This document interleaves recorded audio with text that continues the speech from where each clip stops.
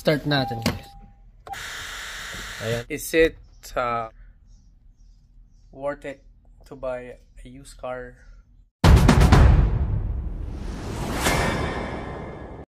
Hi guys, welcome back sa aking channel, Vincent How To. Update ko lang pala kayo guys sa aking sasakyan.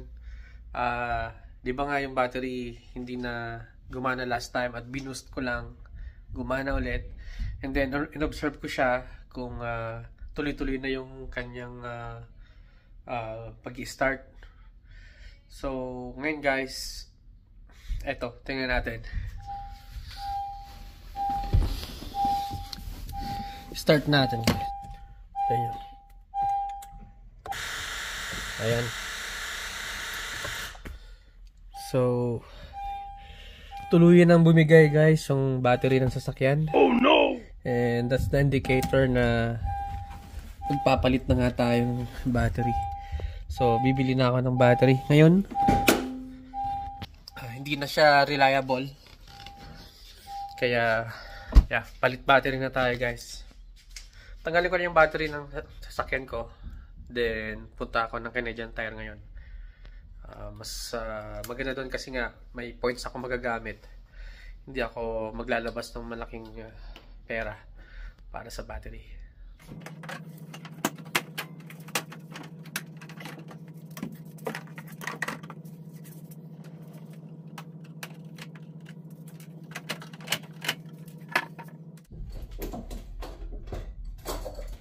Ayan.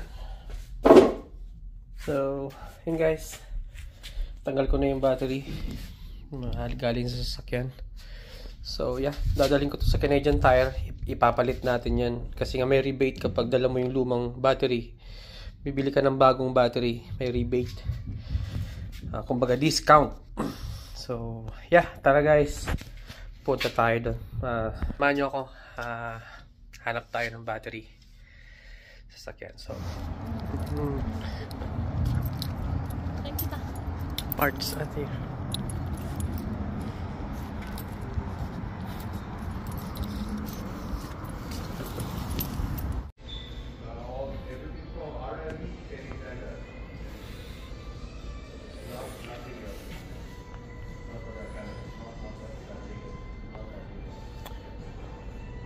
Ito yung bibilhin ko. Hindi na ako pumunta sa Honda kasi mas mahal yan eh. 60-month warranty.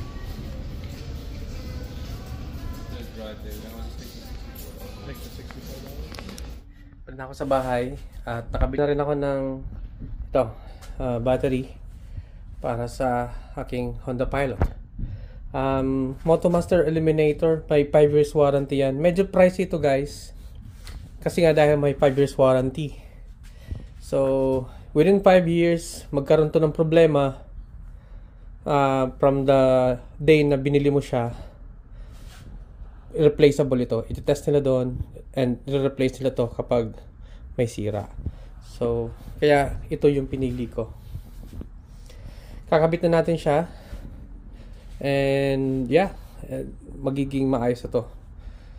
May bago na tayong battery. Yung old battery, pinatest ko siya.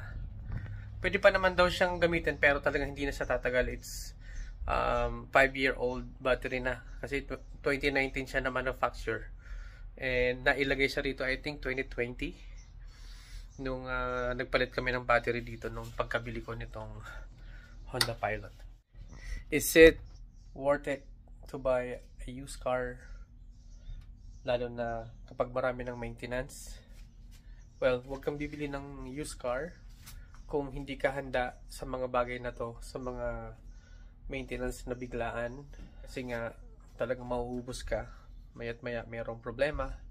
Maya't maya may papalitan ka. Maya't maya may tutulo. So, ganun ang nagiging cons ng pagbili ng used cars. So, but itong namang aking Honda Pilot, yeah, used car to pero hindi siya talagang super used. Second owner ako nitong Honda Pilot.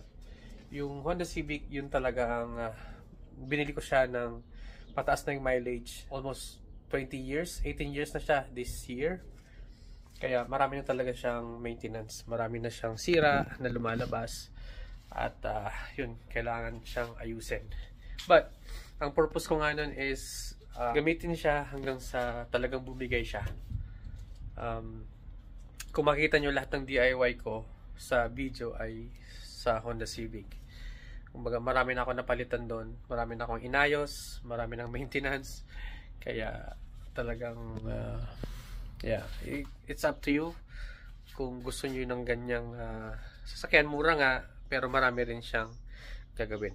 Kaya kailangan handa kayo.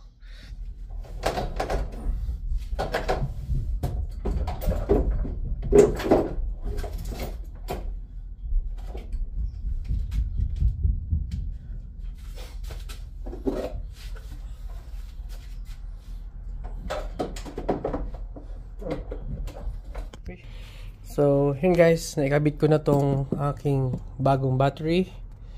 So, yeah. Secured na rin siya. Yun guys, oh, may cover pa. Bagong bago. Gawin natin yan. Ito pala guys, battery. Ano to? Hindi siya returnable. May warranty siya pero hindi siya pwedeng, kunyari ginamit mo na i-return mo siya. Hindi pwede. Kaya kapag sinalpak mo na to dito, good as sold na to. Okay.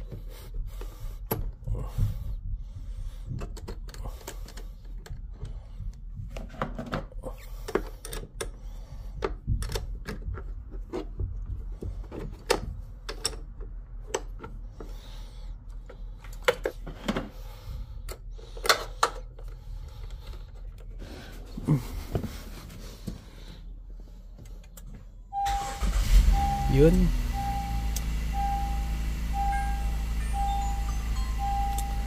So, yeah.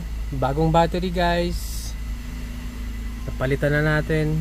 So, yung luma, bumigay na talaga. So, yeah. Ganon talaga guys. Gastos. Pero, yeah. Ganon talagang pag meron kang sasakyan. Stop ang maintenance at palit ng mga parts. So, kung nagbabalak kang bumili ng sasakyan, it's up to you. Dapat ready ka. Gusto mo ng brand new, syempre mas mahal yung finance nun, yung monthly nun, bi-weekly na nabayad, mahal. Kung gusto mo naman ng used car, mas mura-mura siya. Kaya lang, dapat maging handa ka sa mga darating na maintenance niya at mga papalitan ng parts. Kasi talagang magkakaroon ka na ng may mga magkakaroon na ng sira ang mga sasakyan kahit anong gawin mo.